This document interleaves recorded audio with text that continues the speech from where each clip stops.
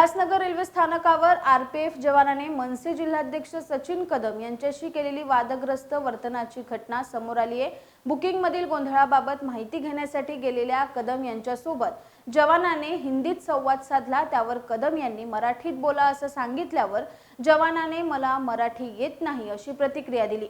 कदम यांनी तक्रार करण्याची धमकी दिली असता जवानाने जा माझी तक्रार करा अशी मुजोरी केली। यानंतर एक मराठी आरपीएफ अधिकारी सुद्धा हिंदीत बोलण्याचा सल्ला देत संतापजनक प्रश्न विचारला। या वादावर आता आरपीएफ वरिष्ठ अधिकाऱ्यांकडून गंभीर दखल घेण्यात येत असून परप्रांतीय आरपीएफ जवानांना मराठी शिकवण्याची मागणी करण्यात आली आहे।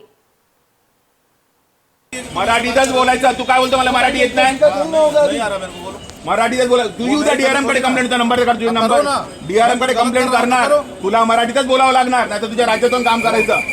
हा नाव काय? संजय तुपलोंडे। तुम्ही मला सांगता तुम्ही याच्याशी हिंदीत बोला काय साहेब? 4 दिवसापूर्वी सीएम साहेबांचं स्टेटमेंट आहे, जीआर आहे की महाराष्ट्रामध्ये मराठी बोललं पाहिजे। महाराष्ट्राचा कायदा आहे, मराठी आपली अभिजात दर्जा प्राप्त झालेली भाषा आहे, त्याच्यामुळे प्रत्येक राज्याला मराठीचं मानपान आहे। आणि तुम्ही बोलता की तुला हिंदी येत नाही म्हणून प्रत्येक राज्याला मराठी हिला अभिजात दर्जा प्राप्त झालेला आहे, त्याच्यामुळे मराठी झालेलं आहे। आताच झालंय का? अरे यार, तुम्हाला हेच माहिती नाही? किती वर्ष सर्व्हिस झाली साहेब तुमची?